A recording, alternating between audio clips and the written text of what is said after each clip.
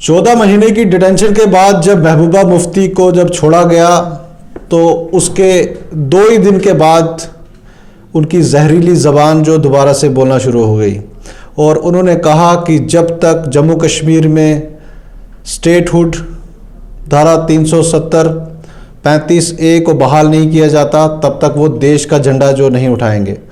मगर उनको शायद ये नहीं मालूम था कि उनके साथ जो जुड़ा हुआ कैडर है जम्मू कश्मीर का वो काफ़ी खफा हो जाएगा। कई ऐसे नेता हैं जिन्होंने इस बयान को खंडन किया और उन्होंने पार्टी से भी रिज़ाइन किया। अभी हमारे साथ 2 नेता जुड़े हैं जबकि 3 नेता जो हैं फाउंडिंग मेंबर्स हैं Jammu Kashmir peoples democratic party के, तो उन्होंने रिज़ाइन किया है। हमारे साथ वैद साहब जुड़े हैं, वैद महाजन जी हैं, ये फाउंडिंग मेंबर हैं ये पीडीपी के। और क्या देखते हैं, किस तरीके की स्टेटमेंट थी सर? क्या लगता है आपको जो रेजिग्नेशन आपने सबमिट किया है महबूबा मुफ्ती को, क्या फीलिंग रही आपने जब उनका बयान सुना, तो किस तरीके से आपने उसको लिया? बात यह है कि पीडीपी को बनाना भी हमारे लिए कोई आसान फैसला नहीं था और आज पीडीपी को छोड़ना भी कोई हमारे लिए आसान फैसला नहीं। हमने अपनी ज़िंदगी के हसीन 21 साल बड़ी मेहनत से इस पार्टी को दिए, लेकिन जिस तिरंगे की बात महबूबा जी ने की, उन्होंने कहा कि मैं इस तिरंगे झंडे को हाथ नहीं लगाऊंगी जब तक ये हमारा स्टेट फ्लैग रिस्टोर नहीं किया जाता। और ये बहुत बड़ी बात उन्होंने कह दी। ये हमारे स्वाभिमान को ठेस पहुंची। तिरंगा हमारी शान है, हमारी पहचान है, हमारा सब कुछ यही है। तिरंगा है तो हम हैं।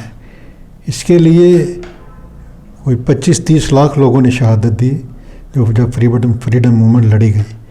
मेरे फादर भी उसमें शामिल थे। महात्मा गांधी के साथ वो जेलों में गए। मैं उस ख़ानदान से बिलोंग करता हूँ। मतलब उनकी भी कंट्रीब्यूशन रही आज़ादी मिलने में, और आज़ादी मिली तो ये तिरंगा इस हिंदुस्तान को मिला। तो यही हमारी पहचान है। अब जब इस तिरंगे के बारे में कोई इतनी बात कहेगा तो ये हमारे लिए कोई इतना आसान फैसला नहीं। लास्ट टाइम भी जब महबूबा जी ने ये बात कही थी कि वैली में तिरंगा उठाने वाला कोई नहीं नज़र आएगा, तो तब भी हमने सोचा कि may be A twist of tongue ये हो सकता है, लेकिन और उसको हमने इस तरह से डिफ्यूज़ किया कि जब 26 जनवरी का ये जो पीछे 26 जनवरी गई, हमने जो मुजफ्फर हुसैन बेग साहब हमारे पार्टी पैटर्न, हमने उनसे रिक्वेस्ट की कि वो पार्टी ऑफिस आएँ और 26 जनवरी का तिरंगा झंडा लहराएँ। हम उनको लेके आए, बाकायदा उन्होंने तिरंगा का झंडा लहराया। तब हमारी कोशिश थी कि इस बात को हम थोड़ा डिफ्यूज़ करने में कामयाब हो जाए, और कुछ हद तक हम कामयाब भी हो गए। लेकिन आज फिर वही बयान आया, तो उसके लिए मैं समझता हूँ कि हमारे लिए बड़ा ये मुश्किल दौर है जो इसमें गुजरे। अल्टीमेटली जहाँ तक रिज़ाइन करने के बाद, this is not only the issue, ये सिर्फ एक ही इशू नहीं था, there are so many other issues. पहले तो मैं शुरुआत करूँगा कि ये जो पीडीपी बनाई वो एक दिन में नहीं बनी। इसके लिए हमने कांग्रेस में रह के मुफ्ती साहब के साथ 1 साल पूरा चिंतन किया। फिर मुफ्ती साहब ने कहा कि वेद जी आप ऐसा करो, मैं कश्मीर में जाता हूँ, कश्मीर में साउथ कश्मीर में हमको 4-5 बड़े बड़े जलसे करते हैं, आप भी आइए, आप भी देखिए कि क्या ये जो हम सोच बना रहे हैं एक रीजनल आउटफिट की, क्या ये सही भी है कि नहीं है, हमारा फैसला कहीं गलत तो नहीं है। मैं भी कश्मीर चला गया, साउथ कश्मीर में हमने 2-3 जलसे किए।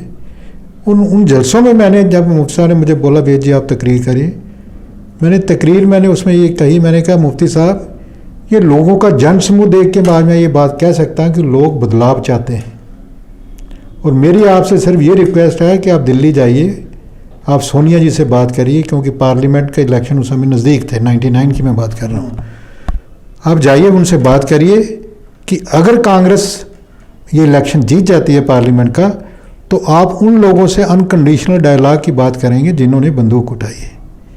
ये बात मैंने तकरीर में उनसे कही, और अगर सोनिया जी मान जाती हैं ये हमारी बात, तो हम पार्टी में रहेंगे, कांग्रेस में रहेंगे, वरना इसी को स्टेलमेट बना के हम एक फैसला करेंगे, और फिर हमें रीजनल आउटफिट बनाने में देर नहीं करनी चाहिए।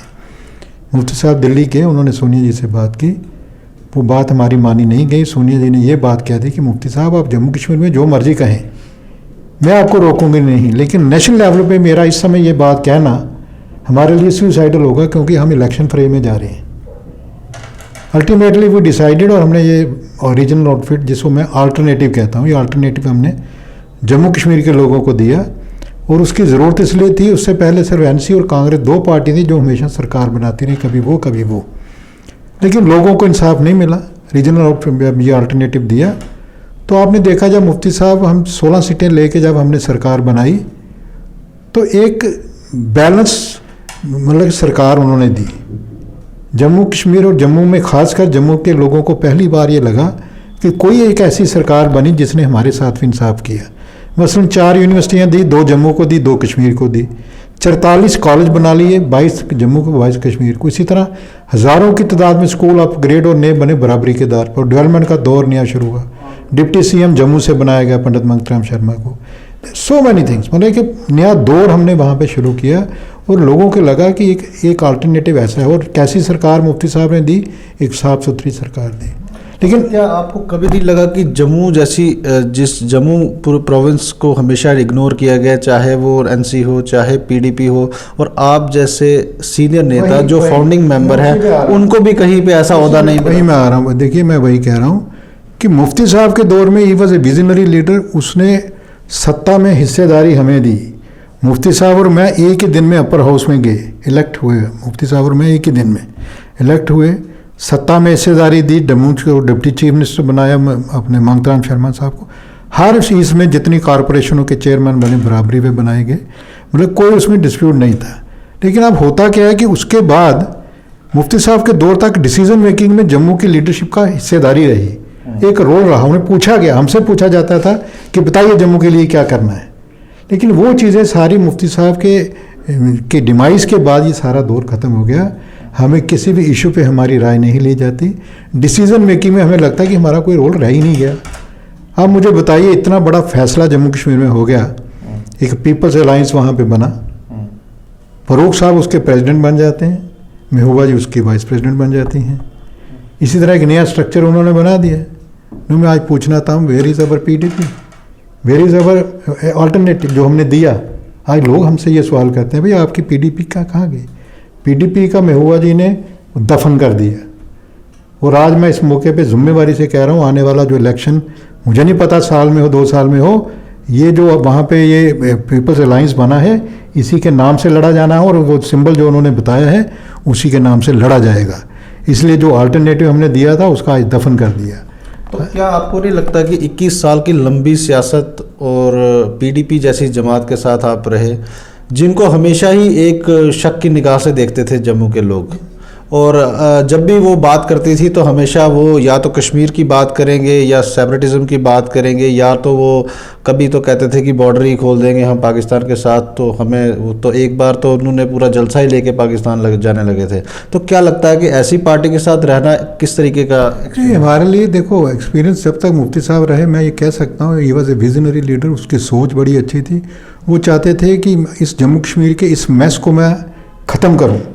इसके लिए उन्होंने हमेशा उसी दिशा में उन्होंने अल्टीमेटली एक ऐसा भी दौर आया जब उन्होंने बीजेपी के साथ भी उन्होंने हाथ मिलाया। उनका ये था कि क्योंकि बीजेपी की दिल्ली में सरकार है और हमारा यहाँ पे ये जो मसले हैं, हमें फंड्स की भी ज़रूरत है, तो चलो हम अगर इनसे मिलेंगे तो जम्मू कश्मीर का हम डेवलपमेंट का एक नया दौर शुरू होगा। मतलब इससे हमें मन भी मारना पड़ा, लेकिन हमने उसमें भी उन्होंने हमसे पूछा, मतलब एटलीस्ट हमारी राय भी ली गई, हमने भी उसको ओके किया उस समय। क्यों? क्योंकि हमारे रीज़न यही थे कि हम चाहते थे कि एक इंसान नया दौर डेवलपमेंट का शुरू होगा, पैसा आएगा और ये मसला कश्मीर जो है उसका भी हल होगा। लेकिन जब से वो चले गए उसके बाद तो मैं समझता हूँ कि एक अजीब ही किस्म का माहौल जम्मू कश्मीर में बना।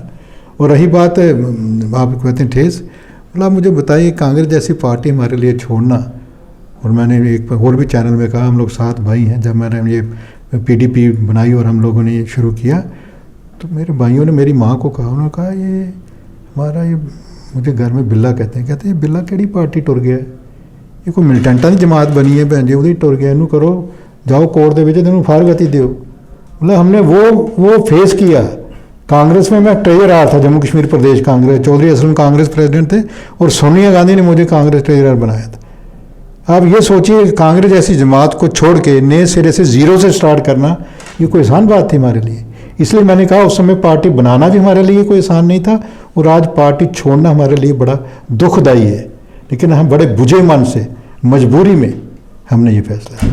तो हुसैन ये वफाई साहब भी हमारे साथ हैं। सर आप बताइए अभी किस तरीके का आप देखते हैं जो बयान आया, और उसके बाद जिस तरीके से आपने फ़ैसला लिया, आपको लगता है कि मुश्किल फ़ैसला था आपके लिए भी, और इतने साल अगर एक पार्टी में रहें तो वहाँ पे अलग फीलिंग्स होती हैं, आपकी सुनवाई किस लेवल पे हो रही थी, और जो डिटेंशन का पीरियड रहा उस समय आप थोड़ा सा एक्सपीरियंस शेयर करें। देखिए, मैं जब पार्टी मैंने ज्वाइन की आज से 11 साल पहले, हमने इस पार्टी का स्ट्रक्चर देखा है। इस पार्टी के अंदर, जम्मू कश्मीर के अंदर सबसे बेहतरीन लीडर मरहूम जनाब मुफ्ती साहब, और ऐसे सेकुलर इंसान कि जम्मू कश्मीर और लद्दाख को एक ही आंख से देखने वाले इंसान। और जब उनकी कारकिर्दी हमने पूरी भारतवर्ष में देखी, होम मिनिस्टर रहे और कांग्रेस का झंडा लेके वो कश्मीर के अंदर जाया करते थे। जिस ज़माने में वो जाया करते थे उस टाइम शेख साहब की सरकार हुआ करती थी, और मुफ्ती साहब अकेले झंडा लेके पूरे कश्मीर के अंदर घूमते थे। इससे बड़े नेशनलिस्ट कौन हो सकता है। उसके बाद हमें पार्टी के अंदर देखा, भेद महाजन जी, सरदार तलोक सिंह बाजवा, शांति देवी जी, ये सब इतने अच्छे मैच्योर लीडर इस पार्टी को, सरदार रंगील सिंह, मतलब बड़ी अच्छी है, गुड पर्सनालिटी। इन लोगों ने इस पार्टी को बड़ा सेकुलर तरीके से इसको पेश किया, और यहाँ पे लोगों को नेशनल कॉन्फ्रेंस का एक मतवादल जो था वो कई महीने के दिन लग गए, जिसमें बेग साहब, उनका भी बहुत ज़्यादा कंट्रीब्यूशन है इस पार्टी में। तो इस तरीके से इन्होंने ये पार्टी तैयार की। उस पार्टी को तैयार करने के टाइम में हम नहीं कहते कि महबूबा जी ने कम मेहनत की, इन्होंने भी बहुत बड़ी मेहनत की। लेकिन उस मुफ्ती साहब के नहीं रहने के बाद मैं ये समझता हूँ कि जो इनके पॉलिटिकल एडवाइज़र वहाँ बने हुए हैं, जो आज तक भी इनके दाहिने बाएं राइट लेफ्ट हैं, और इनको वो एडवाइस जो है वो गलत देते हैं, जिसकी वजह से ये कुछ ऐसी स्टेटमेंट आ जाती है जिसमें कि जम्मू जो हमारा खित्ता है इसके लिए ये स्टेटमेंट अच्छी नहीं है। मैं समझता हूँ कि जब ऐसी स्टेटमेंट आती है तो जहाँ जम्मू और कश्मीर के बीच में जो खाई है उसका गैप जो है वो बहुत ज़्यादा बढ़ जाता है, और हमारे भाईचारे को ठेस पहुँचती है इन चीज़ों से। तो क्या लगता है कि कश्मीरियत और जमहूरियत की बात महबूबा मुफ्ती हर स्पीच में अपनी करती है, मगर जब बात आती है वोट लेने की तो उनको लगता है कि कश्मीर ही उनका एक बेस है जहाँ से वोट मिलना है। जम्मू में आप जितनी मर्जी मेहनत कर लीजिए, उनका उतना फोकस है नहीं कि भाई हमें जम्मू से लीडर्स निकालने हैं, मेन फोकस है कश्मीर। तो क्या लगता है उस वजह से आप लोगों की मेहनत जो है वो भी ज़ाया जाती है, और आप लोगों की जो पब्लिक के बीच में इमेज है उसमें भी डैमेज होता है, जिस तरीके से स्टेटमेंट्स आती हैं ऐसी, और आप लोगों को वो फिर लोगों को जवाब देना पड़ता है, वो कैसी सिचुएशन होती है? देखिए, मैं आपको ये बता देना चाहता हूँ क्लियर कि पीपल्स डेमोक्रेटिक पार्टी के नाम से हमारे लोगों ने इलेक्शन लड़ी यहाँ जम्मू में, असेंबली भी लड़ी और पार्लियामेंट भी लड़ी। असेंबली में नेशनल कॉन्फ्रेंस इतनी पुरानी पार्टी है, उनके कैंडिडेट जो हैं 700-800 पे सीमित रहे, और पीपल्स डेमोक्रेटिक पार्टी के लीडर जो हैं गांधीनगर में 10,000, 12,000, 13,000 आरएसपुरा में, इस तरीके हमारा 8,000, 5,000 इससे नीचे नहीं आए हैं। इसका मतलब हमारे लोगों ने पीपल्स डेमोक्रेटिक पार्टी को डाइजेस्ट किया है, और वो ड्यू टू मुफ्ती साहब का विज़न जम्मू और कश्मीर और लद्दाख को बराबर का शेयर देना, बराबर की बात करनी, बैलेंस करके वो चलते थे, इसमें इनबैलेंस कहीं नहीं होते थे वो। तो मैं ये समझता हूँ कि मुफ्ती साहब के होते हुए कोई भी नाइंसाफ़ी जो है हमारे साथ नहीं हुई है। लेकिन जैसे ही मुफ्ती साहब इस दुनिया में नहीं रहे, उसके बाद जो है महबूबा जी के जो सलाहकार बने, जिन्होंने इस पार्टी को तहस नहस कर दिया, बहुत मुश्किल से मुफ्ती साहब ने तिनका जोड़कर ये पार्टी बनाई थी। मैं भी किसी पार्टी, बहुजन समाज पार्टी से मैंने पार्लियामेंट इलेक्शन लड़ी, मैंने 50,000 वोट लिया, मुझे यहाँ पे 50,000 पार्लियामेंट का वोट मिला, मैं क्यों आता उस पार्टी से। लेकिन मुझे लगा कि वो सेंटर की पार्टी है, जो रीजन की पार्टी है, यहाँ पे हमारे लोगों को इंसाफ मिलने वाली पार्टी है, इससे अच्छा हमें और मौका कहाँ है। यही पार्टी है मुफ्ती साहब की जो हमें अच्छे नज़र से देखती है। आप जिस जगह से आते हैं वो एक गुलदस्ता है जहाँ पे हर कम्युनिटी के लोग रहते हैं और आप बेबाकी से ये बात कहते भी हैं। और आप ही कह रहे थे कि जब मुफ्ती साहब को कश्मीर में लोगों ने नकार दिया था, उनको वहाँ पर उनका रहना मुश्किल कर दिया था, तो उन्होंने जम्मू में आकर अपना इलेक्शन लड़ा था। तो क्या लगता है आपको कि ऐसी पार्टी आपने शायद इसीलिए चुनी होगी कि आपको लगता होगा कि मुफ्ती साहब जैसे सेकुलर लीडर जो हैं वो यहाँ पर आगे काम करेंगे? मगर अब जो सिस्टम बना है इस पार्टी में, क्या लगता है कि आप जैसे, आप तो 3 सीनियर नेता निकले हैं, और कितने नेता हैं जो लाइन में खड़े हैं? देखिए, आपने कही बात मुफ्ती साहब की कि जम्मू से आके वो एमएलए बने, वो एक हमारे जम्मू वालों लोगों का एक अच्छा पैगाम था पूरे भारतवर्ष के लिए और जम्मू कश्मीर के लिए कि हम लोग ये कुछ कर सकते हैं कि जम्मू वालों ने मुफ्ती साहब को कैसे डाइजेस्ट किया। सेकुलर इंसान होने के कारण जम्मू आरसपुरा से वो एमएलए बने और कश्मीर में शेख साहब के टाइम में उनको वहाँ से एमएलए नहीं बनने दिया। तो मुफ्ती साहब भी जम्मू की कदर करते थे। मैं ये समझता हूँ कि जो आज की डेट में जो महबूबा के राइट लेफ्ट लोग बैठे हुए हैं, इस पार्टी का ये तिनके उजाड़ने में उन लोगों का बहुत बड़ा रोल है। आज भी मैं मोहतरमा महबूबा मुफ्ती से गुजारिश करता हूँ, हमने चाहे आपसे किनारा कशी कर ली है ड्यू टू आपकी स्टेटमेंट, लेकिन अगर आपने जम्मू में पार्टी को जिंदा रखना है तो इसको बराबर की स्टेटमेंट दें और इन लोगों को साइड किनारा करें जो आपके राइट लेफ्ट में बैठे हुए लोग हैं। तो महाजन साहब, मैं आपसे एक चीज़ और जानना चाहता हूँ। जिस तरीके से अभी पीपल्स अलायंस बन रहा है वहाँ पर और गुपकार डिक्लेरेशंस की बात की जा रही है, आपको नहीं लगता है कि ये धारा 370 के हटने के बाद, 35 से हटने के बाद, यहाँ जिस तरीके से नए लॉज आ रहे हैं, नया सिस्टम यहाँ पर डेवलप हो रहा है, ये इन लोगों की सियासत जो है, नेशनल कॉन्फ्रेंस या पीडीपी की बात करें तो इनकी सियासत ख़त्म हो रही है, ये एक कवच लेने की बात की जा रही है, इस तरीके का आपको कुछ लग रहा है कि लोगों में इनको जाना मुश्किल हो गया, इसलिए इस तरीके की बातें की जा रही हैं? कि ये लोगों को सिर्फ अभी एक्सप्लॉइट किया जा रहा है। रिगार्डिंग 370 या 35A के बारे में अभी फैसला तो अभी आना है, अपेक्स कोर्ट ने अभी उसमें डिसीजन देना है, उसके बारे में तो हमें कुछ कहना ही नहीं चाहिए। और यहाँ तक मैं ये समझूंगा कि जो पीपल्स अलायंस तो अभी बना है, लेकिन बिक्रिंग तो अभी से स्टार्ट हो गई है। आपने सुना होगा टीवी में, मैंने भी पेपर में भी आज आ गया है, उन्होंने भी मतलब एनसी ने भी डिस्टेंस उस बयान के जो महबूबा जी ने दिया उनसे भी उन्होंने अपने आप से अलग उन्होंने कर ली है, कांग्रेस ने भी। क्योंकि मेरा तो ये मानना है कि कल को देखो कश्मीर में सिर्फ एक पार्टी रहेगी, ये पीपल्स अलायंस, और ये अकेली पार्टी वहाँ चुनाव लड़ेगी और इनका इलेक्शन सिंबल जो है वही होगा जो उन्होंने बताया है। तो क्या लगता है कि वो जो कवच लेने की कोशिश की जा रही है ये सफल होंगे? It is too early to say anything. अभी जल्दबाजी होगी, अभी आने वाले दिनों में देखते हैं कि ऊँट किस कर पर बैठता है, क्या रंगत लेती है। अभी जल्दबाजी होगी, मैं समझता हूँ इसके ऊपर। तो क्या लगता है कि जम्मू में जिस तरीके के नए नेता जो निकले, आपने तो काफ़ी लंबे समय से काम किया, जो नए पीडीपी के नेता यहाँ पर निकले वो बाईपास करके निकले या आप लोगों से सलाह मशवरा नहीं हुआ जो भी बात होती थी?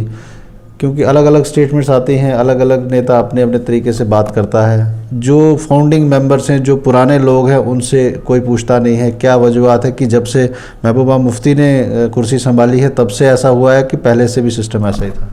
देखो, अच्छे और बुरे टाइम में हमने पार्टी का साथ दिया है। उसका रीज़न भी ये है कि हम लोगों को, हम समझते थे कि हमारे ऊपर फ़र्ज़ ज़्यादा है क्योंकि हम लोग पार्टी के फाउंडर हैं और पार्टी को बनाने वाले हैं। ये सोच हमने पैदा की थी कि एक रीजनल आउटफिट की ज़रूरत है, इसलिए उन लोगों ने हमसे भी बड़ी कोशिश की, हमसे मिले भी, उन्होंने कोशिश की कि हम भी उनके साथ चलें, लेकिन वही कैटेगरिकली रिफ्यूज़ हमने कर दिया। हमने कहा नहीं, अगर पार्टी में अंदर कुछ डिफरेंस है तो हम बैठ के उन चीज़ों का हल करेंगे। अगर हम डिसीजन मेकिंग में हमें नहीं भी पूछा जा रहा था, हमने इवन लास्ट मोमेंट तक हम ट्राई करते रहे उनको समझाने में, लेकिन हम समझते हैं कि अल्टीमेटली हम फेल हो गए उनको कन्विंस करने में। और अल्टीमेटली हमारे पास और कोई चारा नहीं था, क्योंकि एक तो हम सफोकेशन वहाँ महसूस कर रहे थे, तो अनकम्फर्टेबल भी हम वहाँ पे थे। तो अल्टीमेटली हमें फैसला करना पड़ा कि हमें पार्टी को छोड़ देना चाहिए। तो क्या लगता है अब नई राह कहाँ के लिए मुड़ रही है? क्या आपको लगता है? साधु संत तो नहीं है, हम एक सियासी लोग हैं, सियासत में हमने ज़िंदा रहना है।